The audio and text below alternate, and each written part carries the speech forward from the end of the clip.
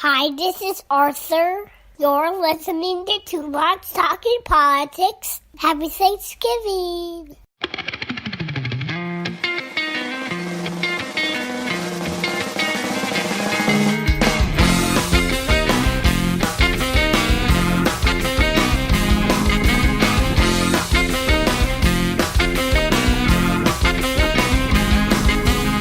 Are you listening? Hi, everyone. This is Kelly with Two Broads Talking Politics. Unfortunately, Sophie had a work emergency and couldn't join us today, but in this segment, I am joined by two terrific guests. The first is a returning guest. I think this may be your fourth time on the podcast, Brett. So this is, or third or fourth? Third. All right. So Brett Pransky is a teacher, writer, father, and a former candidate for Ohio State House. Hi, Brett. Hi there. And we also have with us Sarah Ridley, who is an organizer and leader with Action Together Lakewood and is part of a group of statewide organizers with a group called Opal. Hi, Sarah. Hello. Thanks for having me. Yeah, thanks for joining me. So this may be obvious, but we're going to talk in this segment about Ohio. People who've listened to this podcast for a while know that I am from Ohio, and we paid a lot of attention to Ohio this election cycle. It was the state we interviewed the single most candidates in. We interviewed 22 people. 21 of them lost, and the last one hasn't been called yet, but she is currently trailing. So it didn't go as we had hoped, and I thought it would be useful to talk a little bit about Ohio, what Ohio is looking like, what it all means, what we can learn for 2020. But maybe we'll just real quick jump and have you guys talk a little bit about your backgrounds very briefly. So, Brett, you've been on before, but do you want to refresh people's memories? Sure. Well, actually, this was my first ever campaign. I'd never run before. I'm a teacher by day. I teach at Ohio University and a number of other schools too. I'm an English teacher.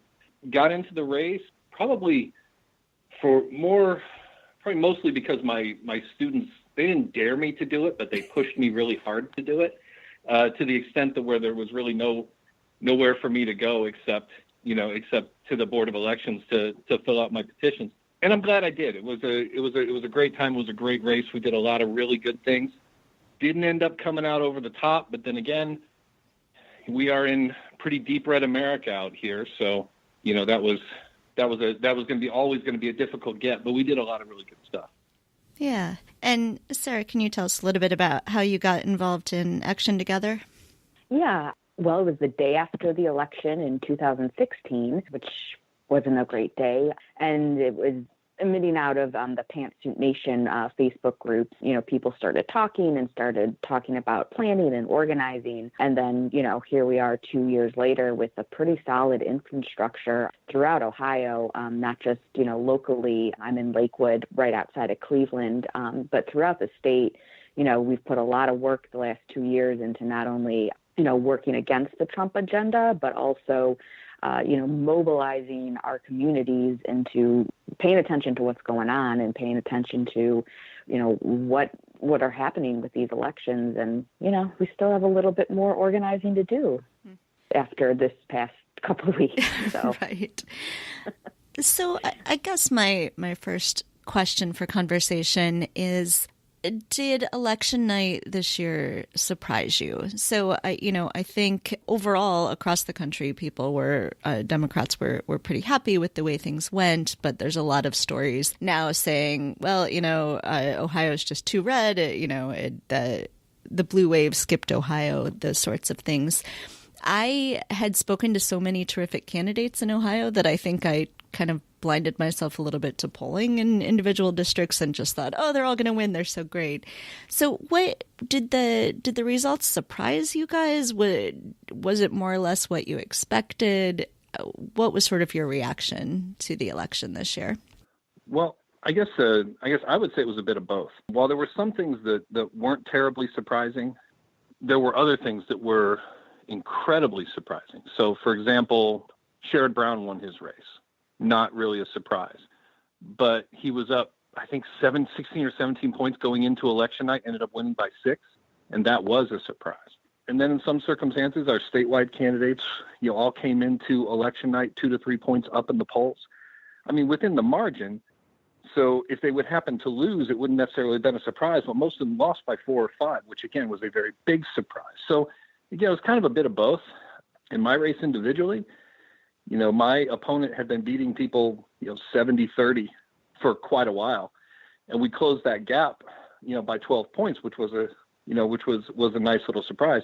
But at the end of the day, it was just a really difficult hurdle to get over. So I would say there was a bit of both. Yeah, I would say I was trying to stay away from, polls and numbers because I was, on the ground, doing staging location and canvassing and phone banking organization and all that for the Get Out the Vote weekend. I was pretty upset about the statewide candidates, especially, about Cordray. I kind of had a moment of, I was at a watch party and I walked out for a minute. And when I walked back in, it was like, what just happened? Like it just, so I was disappointed by that. And I'm still a little surprised and trying to wrap my head around and also look at all of the reporting and all that between what we saw Sherrod able to do versus the statewide candidates, that there was, I think everybody was kind of hoping that Sherrod was, righting the ship with it all, and everybody was going to follow in suit, but there was a misstep there, I think. So I felt surprised and sad. So one thing we should probably note, I sat down and ran some numbers. So for U.S. House seats, at least when I looked at the numbers a few days ago, and the percent might be shifted, 1 or 2 points at this point, but the Democrats had won 47% of the votes cast in U.S. House seat in Ohio, and Republicans got 53%. It's rough because they didn't include the third-party votes, of which there were no major candidates in the 16 congressional districts. So, 53% to 47%, if you break that down into the 16 seats, you might expect, 9 for the Republicans and 7 for the Democrats. And instead, Republicans have 12 of the seats and Democrats have 4. And that's been the same 12-4 split for the entire decade. And there's a similar thing if you look at state house and state senate that, it's roughly 50-50, but Republicans have a supermajority. So obviously part of this is gerrymandering, and that's something that Ohio, in theory, is going to be looking at in a few years. There have been some big votes on that. So I want to make sure that as people around the country are thinking of Ohio as this deep red state, that we acknowledge that, in fact, it's not that deep red. Right. Well, Ohio has always been, pretty much a 50-50 state. In fact, probably as close to a 50-50 state as you'll find anywhere in the country. But when you look at, kind of how the district lines are drawn and how much of a factor gerrymandering has become, I mean, when you win roughly 50% of the votes, but get only 25% of the seats in Congress, when you win 52% of the votes, as we did in the state house, we won 52% of the votes for state house seats. And I think we won, we win 34, 30, maybe 35 seats. So again, out of 99. So we're getting, 35, 36% of the seats for winning 52% of the vote. This is all, so gerrymandering has become a real issue here in Ohio. And what's really important to know about the statewide elections, especially for those executive positions, that all report up to the governor, is many of these are going to be major players in the redistricting that's going to happen in 2021. A lot of the decisions will be made now by the same people who got us into this mess in 2010. Yeah, so there have been these votes, these ballot measures to sort of help with redistricting, but it's not the same kind of process that's being implemented in a state like Michigan that just voted for new redistricting. This is still involves a lot of the same people who've been making decisions before. It just has to go through a few more steps. So in theory, hopefully it can cut down on gerrymandering, but doesn't necessarily completely eliminate it. So one question, and I think, Sarah, you started to talk about Sherrod Brown, is how does Sherrod Brown win in a state like Ohio in a state where, there's obviously split ticket going on there. People who voted for Sherrod also voted for Mike DeWine, the Republican for governor. How does Sherrod Brown keep winning in statewide elections? Well, I think that there's a couple easy answers. There's name recognition, and there's people generally like what Sherrod is doing. I think people look at Sherrod from the Ohio lens and see that he's out there for the workers, and he's kind of this regular guy that happens to go to Washington a few days a week. He does great work there, not to demean that. But, I think that it's just he works in Ohio. And I was reading or seeing something recently about the way that his campaign was managed, and the idea that Sherrod Brown had local folks working for him. He had Ohio people running his campaign, and that the similar thing happened for a lot of the Republicans on the ticket, that they had local people working on their campaigns, at the high levels, right? I think that there's something to that. I feel like you get the sense that Sherrod gets what Ohio is about, and that comes down to not only the work that he does, but also the messaging that they were doing throughout this campaign. So that's what I see. Yeah, it's perhaps worth noting here, you said sort of gets Ohio. NBC had some stats where they said, Ohio demographics, 79% of Ohio is white, which is above the national average, and only 27% of Ohio is college educated, which is below the national average. And so Ohio, running in a statewide election in Ohio is going to be different than running in a statewide election in Illinois, for instance, where I am, even though they're both Midwestern states, because the demographics look a little different. Right. It's also probably worth noting in reference to Sherrod and his race that his opponent, Jim Renacci, was a particularly bad candidate who made all kinds of mistakes, throughout the entire campaign. While I wouldn't necessarily say he was the worst Senate candidate in the country, because there was, we had a full-blood Nazi running against Tim Kaine in Virginia, but he's probably the second worst candidate. And that race, again, was only won by 6 points. I am a humongous Sherrod Brown fan. I love his work. I love his positions. But I think the idea that Ohio might be a little redder than we think it is something that we really should consider. And a lot of that has to do with some of the stats that you were just naming, the fact that Ohio has not followed some of the trends in terms of not only demographics but also education levels and things like that. We are staying, for lack of a better phrase, we are staying wider and staying less educated than the rest of the country, and that is showing up in the polls. So, Brett, talk to us a little bit about running for office in Ohio. What kind of support or lack of support did you feel that you had from the state party? What are things that you think could be done a little bit better or differently? Well, I think that there was a recent article came out in the New York Times about one of the Democratic candidates here who, was perceived to have a real chance of winning, who ended up, making several claims about not getting the support he needed. I think more important than whether or not the state party is doing what any individual candidate thinks the state party ought to do, I think is this perception of what our support looks like in Democratic circles. For example, running for a state house seat as a Republican, if you're chosen to be that candidate, you probably got about $250,000 in funding just waiting for you. You just have to pick it up. Running as a Democrat, that is not the case. Even with, all the support available to you, all the union support and, all the different groups out there and progressive groups out there, there's just no way to outspend the other guys. It simply can't happen. If you can find a ratio as a state level candidate around here where you're under 10-1, you're actually doing pretty well. So in terms of support, it's probably half kind of the choices we make and how we choose to support candidates. And the other half is simply what support is available for us to tap into.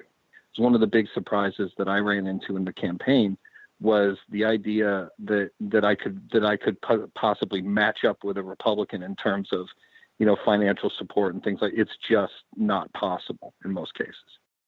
Do you think that there is an opportunity there? You know, we had things like Sister District around the country, and a lot of that didn't touch Ohio because I think people think of Ohio as just too hard to win back.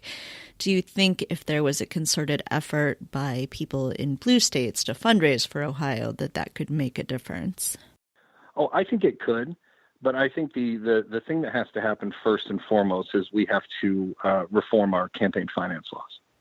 I mean, in Ohio, for example, if I want to give to a congressional candidate, I'm capped out. I believe it was $2,500 or $2,600, something like that. Was the most that I could give to a congressional candidate. But if I want to give to a candidate in the state legislature, I can give almost $13,000. And not only that, but to give to a congressional candidate, I have to be 18 years old. To give to a state legislature candidate, I only have to be 7. So what we have are individual wealthy donors on the right giving $12,000 checks in their name and in their family's name and in their kids' names and even their grandkids' names, all the way down, to 7 years old. Because the easiest thing to do, and this is what the Republicans figured out in 2010 and put into place, which is why we have what we have today, it's easier to buy the state legislature. Once you buy the state legislature, you can just redraw the lines to take Congress, which is exactly what they did. So they bought the state legislature, they redrew all the lines, redrew all the districts in ways to make an overwhelming majority almost unchallengeable, and that's how they took the House. So, and it's happening like that all over the country, which is why gerrymandering is such an important thing to fix. Sarah, you were helping to organize volunteers. What did the energy look like, at least in your part of Ohio? Were there a lot of people who wanted to go out and help and knock doors? Was there any interest from people out of state coming into Ohio to help out? There was definitely a lot of interest. I saw, a lot of folks, from the past 2 years, get either re-engaged or, kind of way more into, canvassing and phone banking and just kind of all the nitty-gritty work. But I also saw people really push themselves, which, as somebody, organizing volunteers, it's really exciting to see, folks kind of saying, okay, well, I'm ready to put it on the line and I'm showing up and I'm going to go knock doors and I've never done that before. Or I'm going to talk about this candidate and I, just started researching, what I should say to people at the door. So I think that's the momentum was there. So, I mean, when we talk about a blue wave, I think we have to kind of think of it in a lot of different ways of defining it. It's numbers, but it's also, what was the energy and what do we do with that energy to, cross it into 2020. As far as outside help, there was some of that. The Human Rights Campaign, they were here helping in Cleveland, doing a lot of great work for local candidates, including Nikki Antonio, our newly elected state senator for District 23. So there was interest there from outside sources. I would love to see more of that happening. And I think that's where, getting out this idea about Ohio to outside states and organizations that, we've got the momentum and we just need some of that, either it's funding or resources or support on the ground is really important. Because I'm even stepping back and thinking and kind of kicking myself that, we didn't push more volunteer opportunities in districts like, Brett's district, I think you're really far from me in Cleveland, but, districts that were kind of struggling, the District 14 and District 16 come to mind that aren't too far from me. And I wish we had gotten to flip those because that would have been wonderful. I'm from the 16th district. I really want to see it flipped. Yeah, I know. So is your group then sort of thinking through ways that you can sort of take what you learned from 2018 and start to apply it as you move toward 2020 and sort of figure out ways to manage people and resources more efficiently? Oh, for sure. Over the past few days, few weeks since the election, and there's lots of conversations going, and it's like there's a debrief every other day that people are having. just to kind of look at, okay, well, what went right, what went wrong, what control did we have, what control do we need to start to take, and really what I would like to see is a very, structured kind of proposal go out from the folks that, did the work, because a lot of these grassroots resistance indivisible groups were the people that set up an infrastructure over the past 2 years that got tapped into for this election. We're going to keep it going for the next 2 years. So how do we, get our county parties and our state party to really see, we have laid the groundwork for you. We just need you to, come work with us. And I think that that's going to be a really important piece moving into 2020 is if we can work together and make this work in tandem, then I think Ohio's got a shot. I think Ohio should really tap into all the people who've left Ohio and moved to Chicago. There's a lot of us. And, come back? I had considered over, as I was thinking about 2018 election, I was trying to sort of figure out where do I want to be for things like the last weekend. And it was easier to go into the Chicago suburbs and help. And a lot of us did that, and it made a big difference. But there weren't things like organized buses to take us all back to Ohio to, spend a weekend or two doing things there. And, I think a lot of people throughout the Midwest have deep ties to Ohio and are very deeply interested in helping Ohio. And maybe that's an area where we should think about, whether it's the people in Chicago organizing it or the people in Ohio organizing it, it's not that long a bus ride to get into Ohio. And it could be a lot of people who could really help. I'll pack some lunch bags for y'all. That's fine. We can all stay at my parents' house. Okay. Hope that's okay, Mom and Dad. That's kind of a symptom of that's kind of a symptom of what's been happening statewide. I mean, the idea that, especially our younger, more professional, more educated population is leaving the state. Yeah. Especially when, as industry has left and as the jobs have left, so have our most talented workers in many cases. They have left the state, in order to advance careers that often can't advance here with the exception of, there are places in Ohio that are growing, Columbus being one of them, but they are few and they are now far between. So, the idea that there is a very real kind of, I think brain drain is kind of the cliched term, but it is a real thing. That is something we really need to look at as this state turns redder, as it is indicating that it is. This is one of the big reasons why. So I want to make sure we don't talk about Ohio without mentioning what's going on right now in the state legislature. So having won these gerrymandered races, reestablishing that the Republicans will have the supermajority, they're now turning their attention in this, lame duck session, whatever we want to call it, on passing some really, really terrible legislation.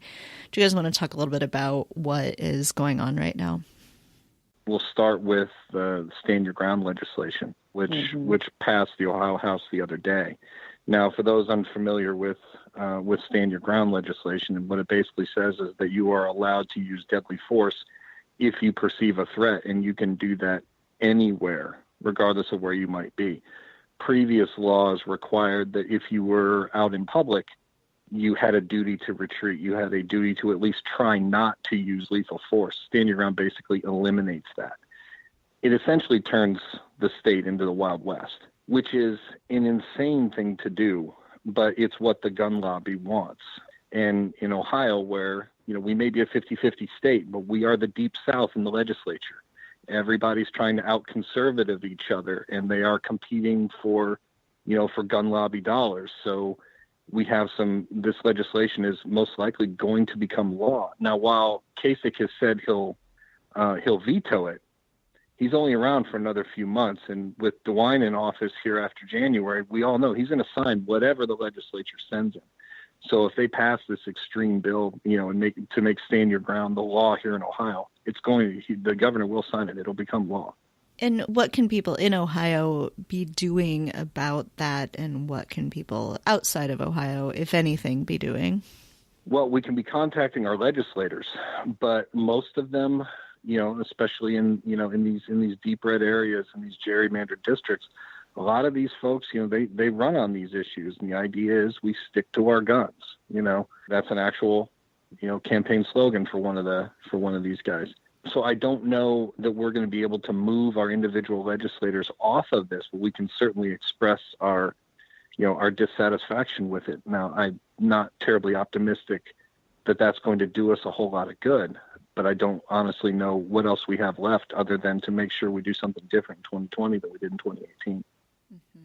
Yeah, back in 2016, during the lame duck session, the heartbeat bill, which is also another, very controversial legislation that has also just passed the House, that would effectively ban abortions after the 5 or 6 week mark. I'm always bad with numbers, so I can't remember them. So that happened in 2016. It did pass and get all the way to John Kasich, and he vetoed it. And I can't remember if he also said he was going to veto it this time around. But like Brett said, it's the same thing because it's going to eventually get passed again and go to DeWine. So, that's a pretty scary one.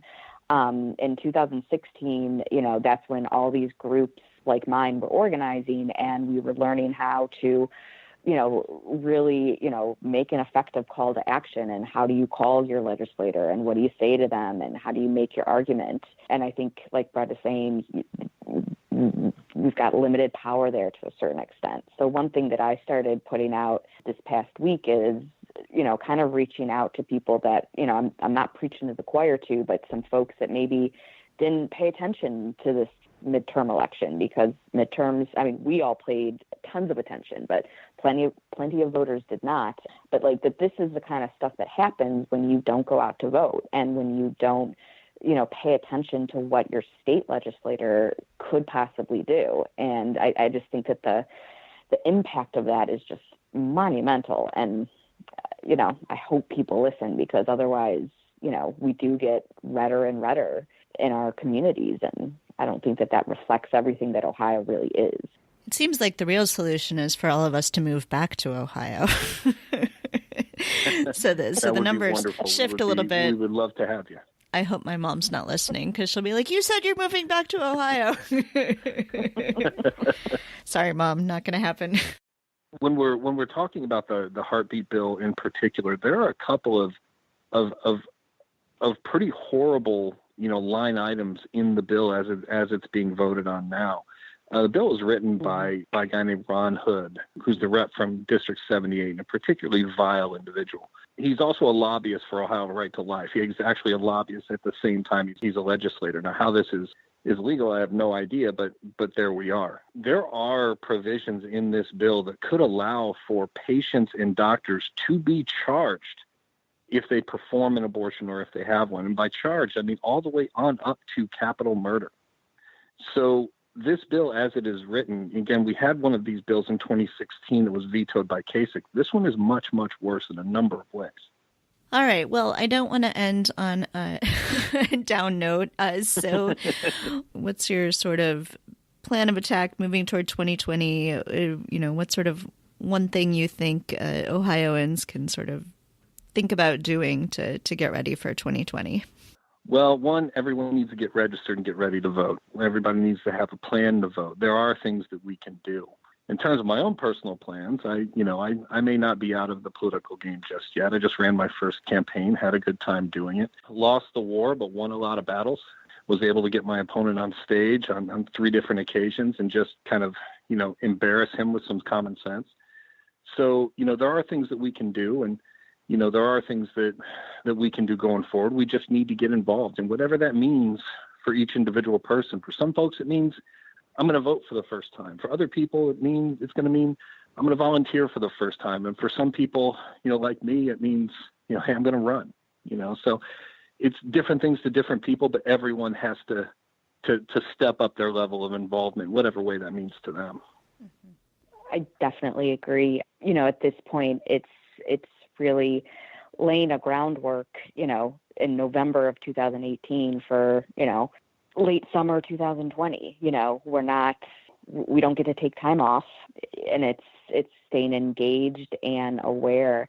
one thing that I'd like to see, and I think we're going to really be looking at, putting together is just more education on the political system. For as much as I thought we covered that in 2017 for our local communities, we have a long way to go. I see, family members of mine that still don't quite understand the political process and who they're voting for and why they're voting, and things like that. That seem very simple. Like, we're not out of the woods on that yet.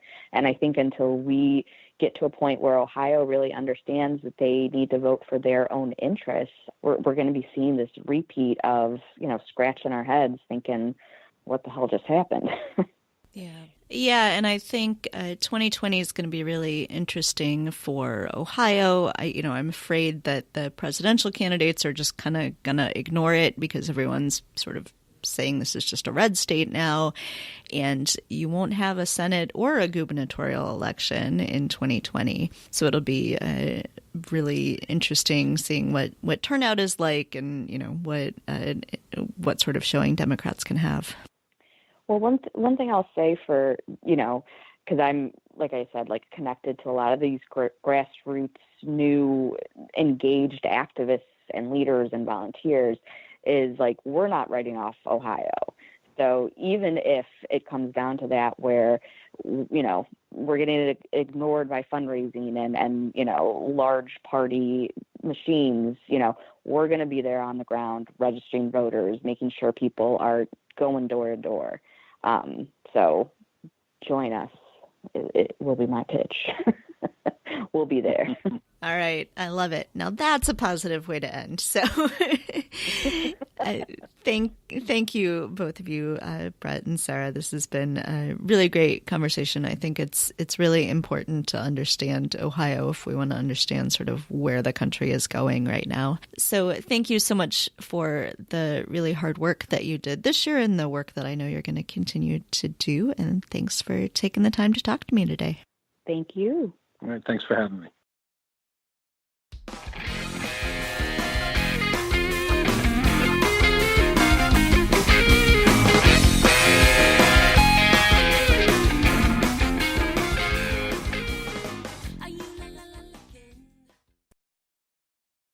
I'm on in this segment with returning guest David Yankovich.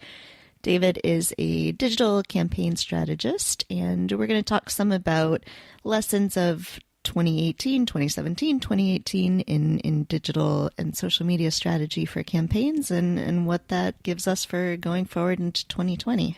So hi, David. Hi, how are you doing? I'm great. So I think we're all happy, of course, that we got the house.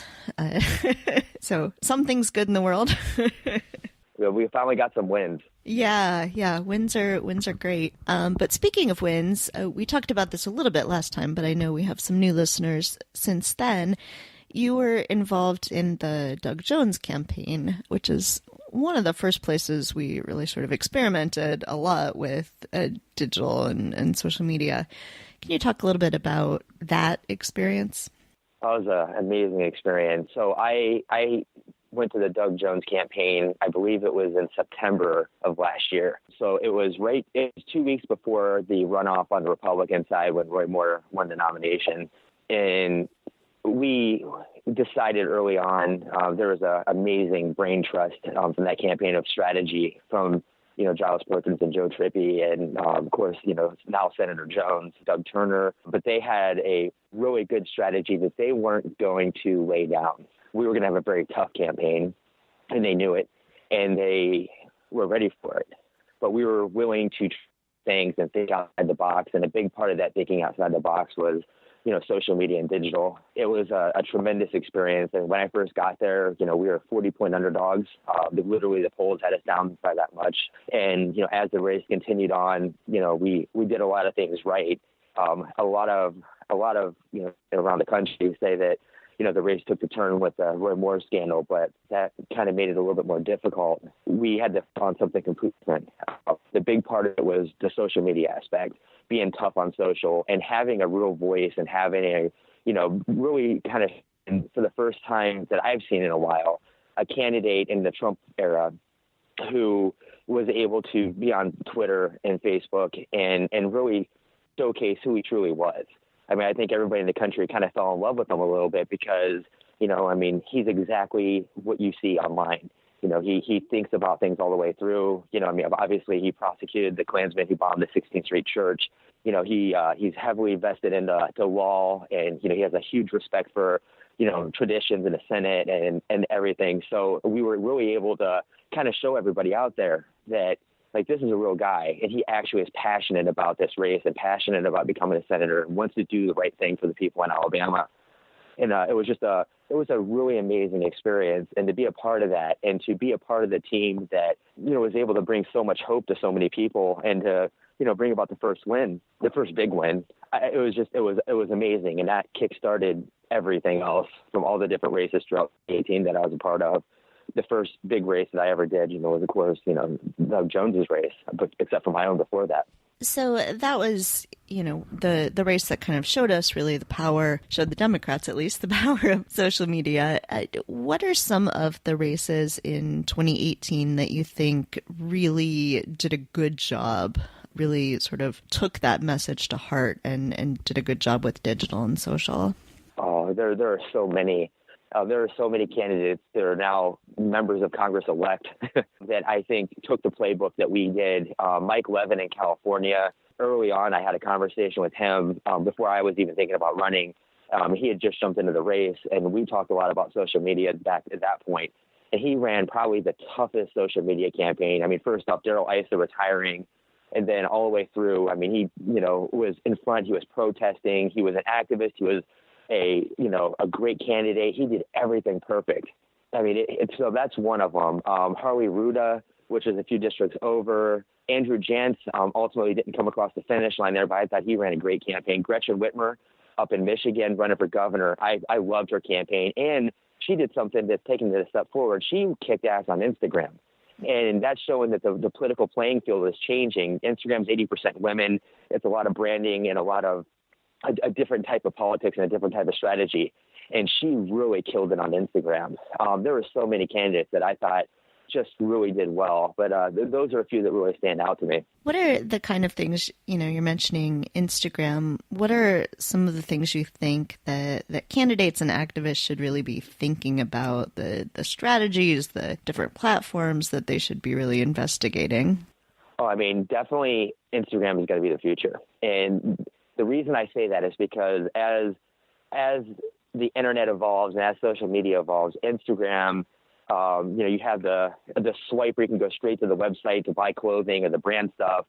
You have the Instagram influencer systems. It's memes, it's photos, it's videos that are short. I think that candidates out there, especially women candidates out there, I think that they should really look into Instagram because a huge audience of women are on there. And considering the fact that in this election, this whole year since the 2017 when Jones won, 20% more women were showing up to the polls than ever before. So having a platform that's 80% women and also the next generation, it's also, high school kids who are paying attention to the influencers and stuff there too. It's a way for us to reach a different audience and also our future audience. So Instagram is something that, and I'm someone who's willing to admit when I'm wrong. In the past, I've said Instagram doesn't do anything for us. It doesn't get money, doesn't get votes, it doesn't get people fired up, it doesn't do it. I changed my mind over the course of this year, and it's huge, and it's here to stay, and we have to really look into it and start building on it. Twitter is going to be there. You have to count on the president. We're going into 2020. It's his megaphone. We have to be on Twitter. We have to be galvanized. We have to be organized and basically digitally door knocking. And Facebook still has its purpose. It's a little bit different than it was before. The algorithms keep changing. It's harder to do political ads and things now because you have to get all types of approvals, and it takes weeks and weeks to get it. And then they change it again, and you have to do it again. But Facebook for the digital advertising, and also what the Republicans are doing to get voters out there and putting fake news up, and they really are doing it. And so we have to counter that as well. So, those are the three biggest platforms and the three things I can tell people, you have to pay attention to. But a big part of it is, you can't pay attention to this by issuing press release-y type stuff, and you can't be boring, and you can't be bland. You can't play it safe anymore. And that's the thing where politicians who are losing, who have been incumbents for 20 years, are finding out the very hard way. You cannot play it safe. We are not in a safe time. We are not in a safe moment. We aren't in a safe elections. Like, we have to be more, risk takers, or take more risk. It's the way it has to go. You have to go out there and you have to show yourself. You have to show what you're doing. You have to show your personality on there. You can't just say, like, my campaign's doing this. Here I am at this function. Here's a photo of me. Like, you need to talk to people. You need to correspond with people. You need to interact with them and do it a lot different and be a lot more transparent than we've ever been before, because that's the way the world's going. So I think there's maybe a tension for some people between, if you're a candidate at, a federal level or, running for governor or something like that, you can't be running your own social media. You have to have other people running it for you. It's just such a full-time job of itself. So how do you balance the having other people running social media platforms for you, but showing your personality through it? That's a really great question. The first part of that is I would like to see more candidates actually on social media putting their thoughts out there. Chris Murphy, he does a lot of his own thoughts. You have Eric who does it, Mike Levin who does it, Ted Lieu who does it. The biggest names in social media in terms of elected officials, they're all mostly running their own accounts. And that's a cool thing, because then your personality truly goes through. The other part of it is your digital person cannot be a staffer. It has to be a member of the team who is almost like on the level of press secretary or communications director or strategic advisor, because they need to understand what's going on. They need to know the polling. They need to know what's happening in the race and what the senior advisors on the campaign are thinking and what the candidate wants to say. Otherwise, you're not going to be effective, because you can't speak for somebody else if you're not in the room. So, the candidates who do that well, are the ones who bring people in who they have constant communications with. And they call them up in the middle of the day or 2 o'clock in the morning or 5 o'clock in the morning or whatever and say, hey, I have this idea. I want to say this. What do you recommend? How do I say this more effectively? I want to talk about the children's health care program. I want to talk about prison reform, whatever it is. Like, you're having those constant communications and dialogues, with each other.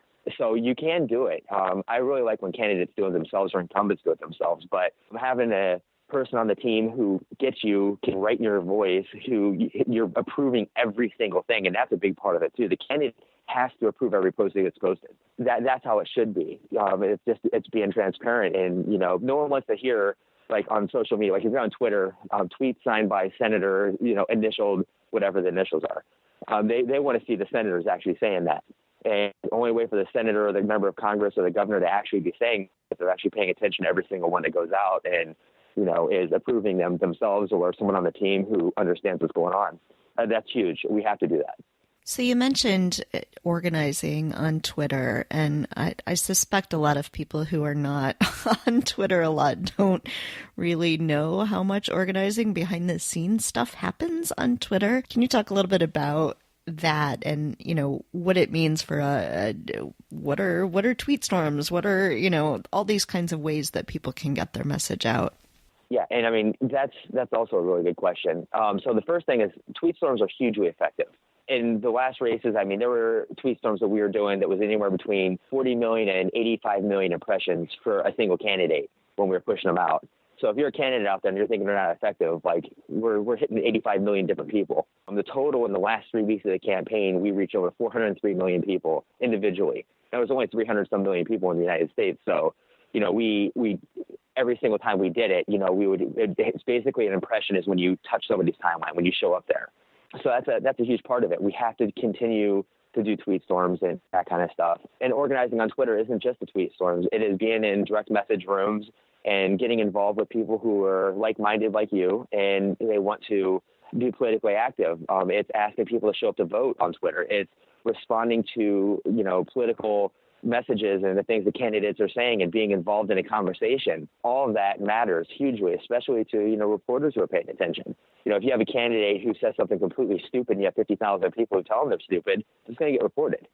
But if they say something stupid and no one says anything, no one's going to report that. So, we have to stay on it too. There's a lot of organizing that happens. There's a ton of stuff that happens behind the scenes. And there's stuff that I can't even talk about that happens, but it's huge. It matters so much. And like, I consider it digital canvassing. It's the same thing, like knocking on doors and asking people for their support. It's the same online. You're in the same state, you see someone's talking about the issues, approach them and say, hey, have you read about, candidate X here who is doing Y. Like we have to continue doing that because that's the future. Digital is 100% the future of campaigning, and modern campaigning. We've already seen that, especially in 2018, and to a certain extent, even in 2016. That's why Donald Trump is president. We elected a troll. So, we have to continue, moving forward with that. So, I think we've sort of figured out to some extent how to do that with a Senate race or a House race where there's a specific population that you're trying to reach. There are specific hashtags that you use. How do we do this for a presidential election? This is coming up in 2020. It's something we need to be thinking about very carefully. What are the strategies that are going to work for a successful presidential candidate? So the Republicans have a 6-year to 8-year advantage on us, maybe even a 10-year in terms of digital organizing. One of the biggest things that I can ask all the activists out there who listen to the show is to start organizing in your state by state by state. I want to see New Hampshire, I want to see Iowa, I want to see South Carolina, I want to see Nevada, early primary states all the way through. If you can help organize your state to where people who are like you, who are local, are all in the same rooms, that's hugely beneficial to a presidential campaign once it gets off the ground, for them to come in and say, like, we need people in the state. Otherwise, we have to have a digital director basically try to go and recruit all those people fresh. If you really want to help organize your local areas and your states and your counties and do it like that now, and that's going to be like majorly beneficial for what we're trying to do in 2020. That's step one. In terms of hashtags and stuff, we don't have them yet because we don't, we're going to have 40 presidential candidates going. But, start getting behind people who you like, especially for Congress and the Senate. We know who the senators who are going to be up for re-election are. Everybody in Congress is going to be up. Like, we need to start organizing and getting behind them and creating rooms and doing that. And that's on Twitter. On Facebook, you do groups. And, on Instagram, we have to start helping brand these candidates out. A lot of that's going to come from the campaigns, and hopefully they'll start buying more stock into it over the next couple months. But we'll see. But the biggest thing is just, like, organize locally. People in your state, the people on the ground. If you can do that, then when I'm doing something on a presidential or one of us are, and, the digital person starts reaching out, they can say, okay, well, there's these 500 rooms and we have all the people we need. We don't have to go and search and recruit and do all that. That's going to be hugely beneficial against Donald Trump, who's already going to have his digital troll army already ready to go. So it seems like people who have a lot of money to invest in this. So we saw Beto O'Rourke this year had great social media presence, but he had a lot of money to put into, making sure he was hiring people who knew what they were doing. How do we encourage, not so much necessarily at the presidential level, but at the House level, let's say, when we see candidates who we really like, but just don't have the social media presence that they need? How do we as individual activists encourage that? Well, I love your questions. So call the campaign offices, call them, light them up, let them know. Like, here we are, we can do a lot of digital stuff for you. We want to help. We want to volunteer. We're seeing you're not really doing a lot on social media or digital, but we're willing to help and volunteer and help you get set up. And that's great. What I want to see is a 50-state strategy. I want every single district and every single race to be, obviously, digitally powerful, but also I want to just compete in every single place. Like Beto had an amazing campaign on social media, probably one of the best I've ever seen in my life. I think ultimately the reason why he didn't come across the finish line had nothing to do with social media or the amazing campaign that he ran. I think it came down to he didn't swing. He didn't get tough with, Ted Cruz. And, that I think ultimately, I'm sure there's a million pollsters who will argue with me and there's a million consultants that will argue with me, but because I'm a digital guy, on social media, we want to see a swing. We want to see you be tough. Are you tough enough to take on Ted Cruz or are you tough enough to take on Donald Trump? I didn't see that. I didn't see that, that fist fighting mentality. Campaigns are two-part. You have to be inspirational, but, you also have to be, positive. And inspiring thing you can see is your hero punch somebody else in the face, especially when it's a bully. So I think that was part of it, his side. But he raised a ton of money, competitive. He showed everybody in the party that there's no race that we can compete in anywhere. And, I think that, Beto's going to have a huge, huge, huge future. And he reminds me of Bobby Kennedy, so I love him. So I think we're looking good. In terms of these and their members of Congress and everything, find your candidates, get behind them, call their offices, help them. Because if they don't know either, it's a new frontier, a new age of campaign. And, a lot of it has to do with maybe they don't have the money yet. You have a candidate that you really like, but maybe they haven't budgeted anything for social media or for, digital or anything. And by you volunteering, you might become that person who is going to help them get through the weeds and have a really robust social media campaign. So get involved. And that's, following up and being involved. And obviously encourage them to be on podcasts. And obviously, yes. I would actually like to see a lot more candidates doing this kind of stuff and, doing more, even like the Reddit AMAs, or if they're doing halls or Periscope Live or Facebook Live, candidates taking more time to court social media and answer questions from the people. The thing that gets me is, say you're running for Congress, you have 770,000 constituents, and generally you're not going to be able to talk to every single one of them. The only contact they may ever have with you is seeing a tweet that you wrote, seeing a Facebook message, or maybe asking a question and getting a response from the campaign office. So your opportunities to meet with the people aren't always going to be there. But on social media, you have much more of a chance to talk to people and reach people than you ever would campaigning one-on-one. It surprised me a lot. It didn't surprise me when Beto didn't have time to come on our podcast, that he can get on Pod Save America. He doesn't need two broads talking politics. But there were state house candidates who didn't respond when I would reach out to them. And I was like, I'm pretty sure coming on would be more beneficial to you than a lot of things you could do in that 20 minutes that you would spend talking to me. So, I really think, not necessarily just us, but I think people need to be thinking, all the way down the line, even town council races and stuff about social and digital. Oh, I totally agree. First off, I want to say I think everybody should go on Two Broad Talk. I think that I think you guys ask really intelligent, good questions that otherwise I usually don't have a chance to answer. You kind of deep dive the stuff that no one really asks. So it's always, and I would love to see more candidates be on shows like this and talk about things that are different than what they talk about usually. You can only do your stump speech so many times before everybody's heard it. We're talking about the basic 10 issues of your campaign. You should go on podcasts and you should highlight who you are and what you talk about and what you believe in and your life story and everything. I think that's a really great way to just be yourself. And it's a big part of the digital campaigning is to give people outside of that the chance to kind of hear who you really are.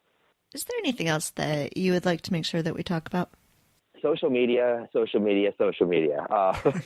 I to everybody out there and how important it is to be as loud as you possibly can on a constant basis and never letting up.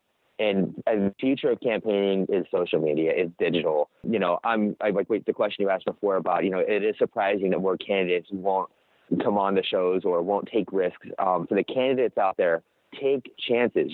What if you don't? We've seen it over and over again. When you play it safe, you will lose. If you're going into a fight with a heavyweight champion of the world, you're not going to play it safe. You're going to throw big punches and you're going to try to run the clock out. You want to knock them out. And when you are the incumbent, you can't play it safe either because you'll get knocked out. Go in and don't play it safe. Take chances, be yourself and have fun with it a little bit. I want to see more people being loud on social media. And I know we already are, but we have to be loud, but we also have to be strategically organized and loud. Start in your states, start building out the digital apparatus and infrastructure that we're going to need going into 2020. Help us get started. Senators who are up for re-election, start some rooms. The members of Congress who you like, back them up.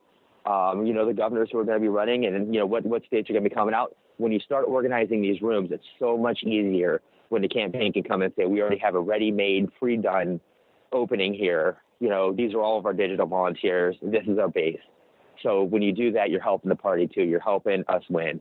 And if we're going to take on Capone, which is Trump, you're going to need all that you can do because he is the best that there's ever been on social media. And anybody can argue with me about that if they want to. But, he dominates news cycle after news cycle after news cycle. He is the best at this.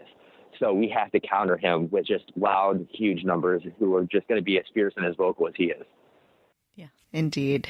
Yeah, and if anyone wants a really great example of a candidate who just was herself and had fun, and she didn't win, but it was a really, really tough district, Shireen Ghourbani, who ran in the Utah 2nd District. She didn't win, but Utah 2nd District is a really, really big ask.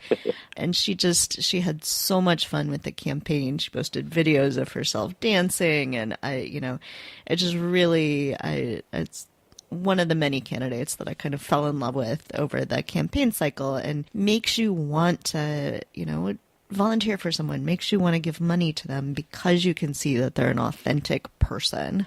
That's so absolutely critical. And I remember being on the Jones race and seeing comments and people were saying I can't imagine if Doug Jones doesn't win. Like, Alabama doesn't deserve it if he loses. You know, it's just you have to want the candidate so bad. You have to really showcase yourself. Like, and if you're thinking about running, like if you're actually considering a run, you have to put that in there that you have, like, are people going to like me enough? You know, go out there and show what you've done and have fun with it. Like, I know it's scary. I've done it. And I've had to make the tough calls. I had to concede from the race.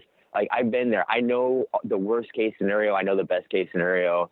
Go out there and have fun with it, because at the end of the day, the people who are going to be voting for you and supporting you, they want to see that you actually enjoy doing this more than anything else. And we know we're in tough times. Like, keep it light sometimes, but also, you know, I mean, you can be heavy, but just be yourself, have fun, and be tough. Like, just be as tough as you possibly can. And for the digital people out there, have fun too. This is a moment in history that is difficult, it's terrifying, and it's horrible. But on the other hand, I've made all the best friends in my life in the last 3 years. You know, really, the campaign and then the last two. I mean, my best friends, people who I can't imagine living without now. You know, these are times that try people's hearts, or try men's hearts, is the quote. But, like, you know, it's also a time for us to come together, lock arms, and boot the Orange Menace out of the White House. So, you know, I really encourage everybody to get involved, to organize, to help. And at the end of this, I really just want to have, like, the biggest barbecue in history on, you know, in November 2020. Yeah, that's all I got. All right. Well, David, thank you so much for coming back on the podcast. It's always a pleasure to speak with you. And I think this is super important advice for everybody who is in any way thinking about campaigns. And hopefully everyone who listens to this is in some way thinking of getting involved in a campaign if they haven't already. Thank you so much for having me back. And I always enjoy coming on. And anytime you want to talk politics and digital with me, I'm happy to come on again. But let's get ready, everybody out there, because it is time for 2020 to begin. Let's roll. Thanks for listening to Two Broads Talking Politics. Our theme song is called Are You Listening? Off of the album Elephant Shaped Trees by the band Immunuri, and we're using it with permission of the band. Our logo and other original artwork is by Matthew Weflin and was created for use by this podcast.